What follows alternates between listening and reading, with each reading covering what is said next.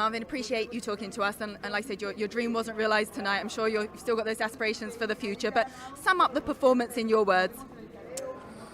I think I did a lot of good things. I think, the boxing exchanges wasn't even I was having a lot of success with the boxing exchanges. Story of his fight was the leg kick, I guess. Sorry. No, yeah, I went back and I talked to my coaches, and I think the 50-45 was definitely not the right decision, but it is what it is. At the end of the day, I'm 27 years old. I'm gonna go back home. I'm gonna go back to the hotel. And I'm gonna go and run. I'm gonna go and run and do like a 5 miles run. I didn't even take a hot shower because I feel like I don't deserve it. That's how crazy I am. But I'm gonna go back and work and get ready for the next fight. You had some success with the takedowns, obviously, but Izzy's a hard guy to take down and to keep down, if you like.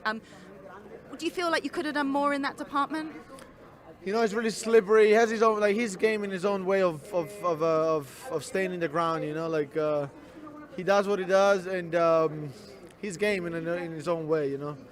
He might not be offensive or anything, but defensively he's pretty good. And with that being said, I had all the cards to beat him, but I didn't. And I said coming in, I wouldn't have no doubt, and even if I would have won, I would have left doubts. And at the end of the day, I didn't do enough. He gave props to you when we spoke to him as well, saying you were tougher and you did hit harder than previously. So there was a few words between the two of you afterwards, but then he sort of stepped away and didn't necessarily like what you said. What was said? Well, because right after the fight, I thought I won. I thought I won, and he's like, no, you didn't win. But he was like, at the end of the day, respect. We don't like each other, but respect. And I say, you know what, we shared the octagon for 8 rounds now, for 40 minutes basically. At the end of the day, got to give him some props.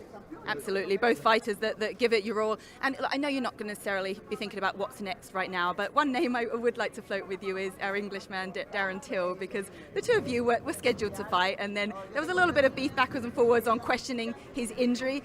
Darren's fun on social media anyway. Is that a fight you'd still like to have? If he can show up, eventually. But to be honest, you know what?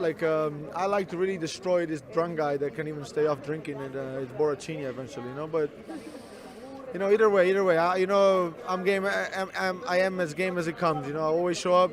There's no one fight that I didn't show up. You can count on, you can count on me. When there's a fight and when there's a date, I'll show up. So we'll see. Who are you referring to? The drunk fighter, Paulo Costa? Yeah, because Paulo of what? Costa. Yeah. Because I feel like he's a little bit he's not straight too much. He's just. I don't know what he's about, but if he can make it to a fight, I'll definitely like to smack this guy.